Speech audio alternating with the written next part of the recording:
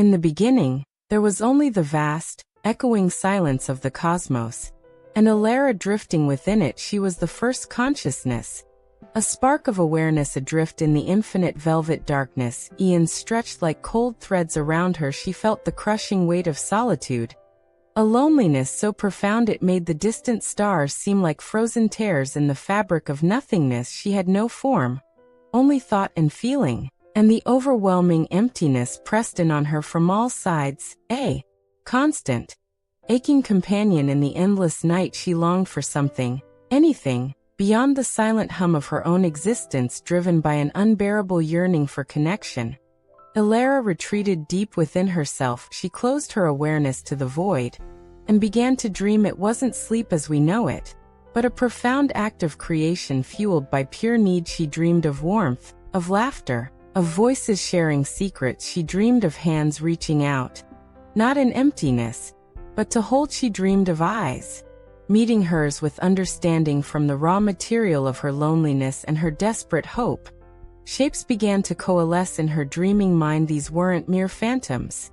They felt real, vibrant, alive with the emotions she poured into them. They became companions woven from starlight and yearning. When Elara finally stirred from her deep dreaming, she gasped. Standing before her, radiant and solid against the void, were three magnificent beings. There was Solara, whose hair flowed like liquid sunlight and whose touch brought comforting warmth. Beside her stood Orion, tall and steady, his eyes holding the calm depth of ancient forests, emanating quiet strength. And then there was Lyra, whose laughter sounded like chimes carried on a cosmic wind, swirling with vibrant energy and shimmering robes that reflected distant nebulae. They were her dreams made manifest, her children born of profound solitude. "We are here, Elara," Solara whispered, her voice like a sunrise. The loneliness shattered, like thin ice filled with newfound joy.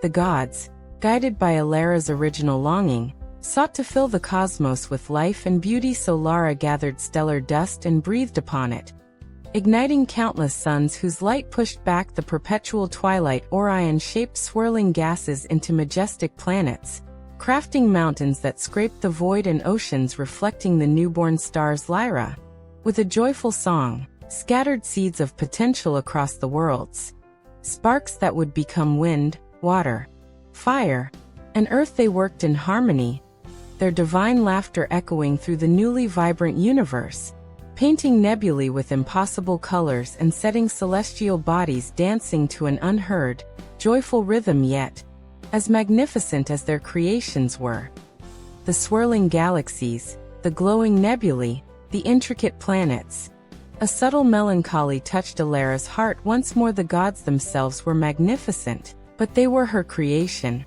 reflections of her own spirit. The worlds, though breathtakingly beautiful, felt silent, lacking the unpredictable spark of independent consciousness she had felt in her dream companions. She watched Solara nurture a star, Orion sculpt a continent, Lyra coax a river into being, and realized the deepest connection she craved remained elusive. The silence beneath the grandeur began to echo her old loneliness, driven by a love for their creator, and an intuitive understanding of her unspoken sadness.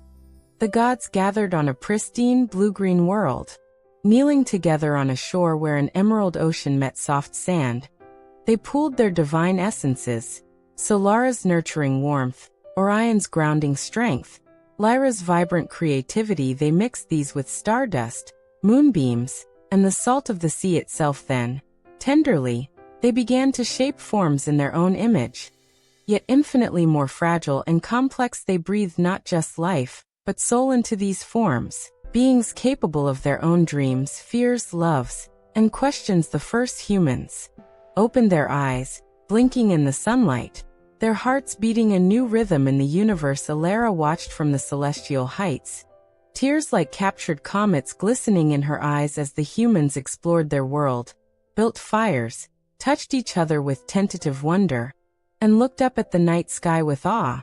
She felt it a connection deeper than she had ever imagined. It wasn't the silent perfection of the gods, but a messy, vibrant, echoing web of independent thoughts and feelings, reaching out, seeking, loving, and yes, sometimes feeling lost. She saw mothers cradle infants, friends share stories under the stars, lovers whisper promises. Their very existence, their capacity for their own loneliness and joy, resonated within her ancient core, finally answering the ache that had started it all. Centuries flowed like rivers. Humans thrived, loved, suffered, and dreamed beneath the watchful eyes of the gods. And in their darkest nights, their moments of unbearable grief or impossible hope, they too began to dream. They dreamed of comfort, of justice, of love everlasting, of explanations for the thunder and the harvest. From the depths of their own human hearts, fueled by need and wonder, new figures began to shimmer into existence in the realm of belief.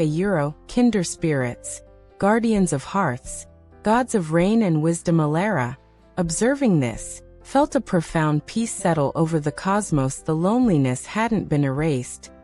It was the essential first note in a grand, eternal symphony. For it was loneliness that birthed dreams, dreams that birthed gods, gods that birthed humanity, and humanity, in turn, birthed new dreams and new gods in an endless, beautiful cycle of longing and connection, echoing softly through the starlit night forevermore.